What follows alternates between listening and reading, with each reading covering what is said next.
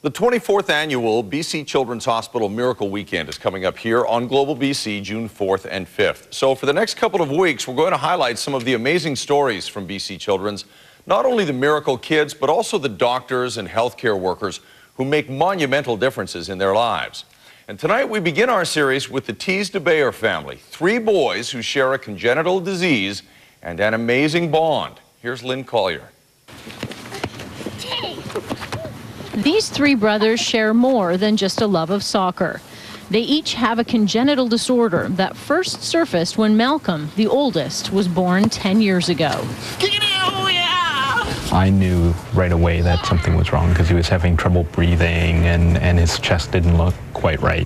How's your teacher been this year, okay? Malcolm has congenital scoliosis. By the time he was 18 months old, his spine had curved to more than 90 degrees. He struggled to walk short distances before getting out of breath. He's doing great. He couldn't walk very far, and he would get tired easily, and he was a very pale, very thin little fellow, wisp of a fellow.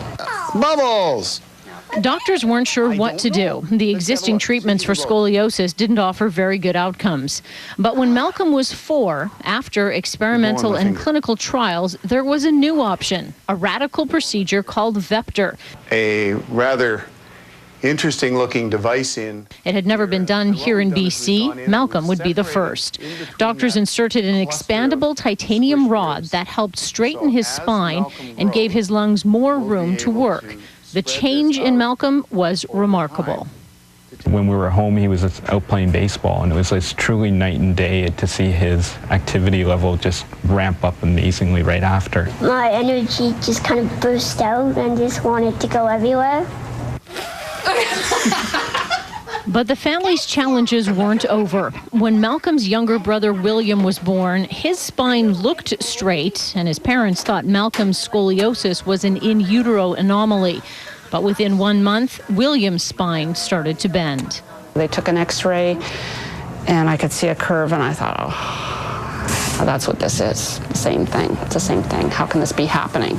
He showed me some dance moves in the hospital. He's got. William had the Veptor device implanted before he was 2, early intervention being key. By then, it had been diagnosed as congenital scoliosis. And we're just reviewing how the device is fitting in on his ribs. Both brothers had it.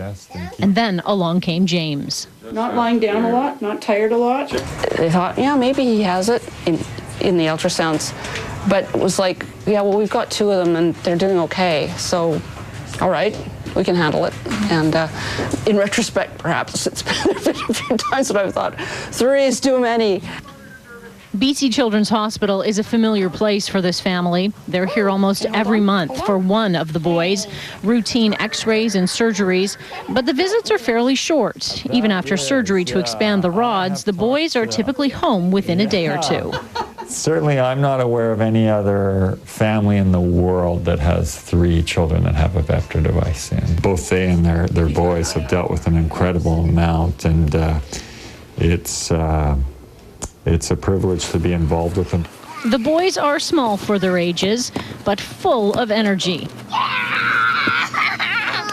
Their parents are thankful for the expertise of the doctors at Children's and full of love for their 3 children. Gratitude that I've got them. How about you? Yeah, I feel very lucky. I mean, from my standpoint, they're just normal kids, and they're going to be great adults when they grow up too. You're going to grow up to be a good guy? Very good guy. I want to hug you. I want to hug you.